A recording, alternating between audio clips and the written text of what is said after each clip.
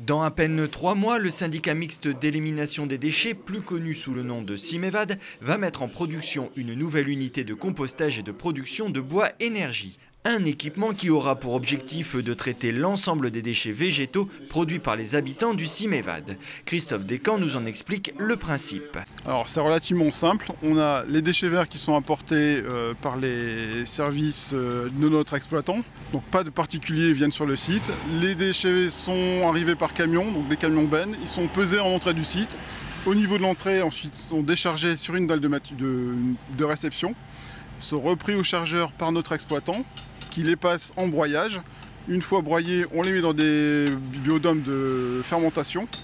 Sortis des biodômes, on les passe en maturation. Et ensuite, on vient les cribler de manière à avoir deux fractions. Une fraction 0,20 mm, une fraction supérieure à 20 mm. La fraction 0,20 mm, c'est du compost, donc on va le donner à nos agriculteurs pour l'épandage sur les champs.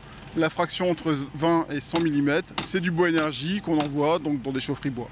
C'est sur le territoire de la communauté de communes Aux Artis, présidée par Pierre Georget, qu'est aménagé cet équipement.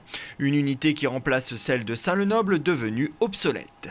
L'unité de Saint-Lenoble de compostage des déchets végétaux doit répondre à l'ensemble des besoins du territoire et on n'avait pas la place disponible. Puis c'est en plus un procédé qui a été mis en place dans les années 70. On avait besoin de moderniser cet outil, ce qui fait qu'on a recherché une autre implantation possible et une implantation qui soit le plus proche possible de l'utilisation du compost, pour avoir moins de coûts de transport. On a parlé de 15 agriculteurs du territoire, de ma commune, 9 agriculteurs vont chercher le compost, c'est-à-dire la qualité notamment de ce qu'on faisait à Saint-Lenoble. Ce sera encore une qualité ici supérieure certainement avec la nouvelle technologie pour nos agriculteurs. Construite à Vitry-en-Artois sur l'ancienne friche des pistes d'aviation allemandes de la Seconde Guerre mondiale, cette unité de compostage des végétaux fournira également en plaquettes de bois la chaufferie de l'écoquartier du Raquet de Saint-Lenoble et celle de la piscine Aquatis, installée à quelques centaines de mètres du nouvel équipement du Simevad.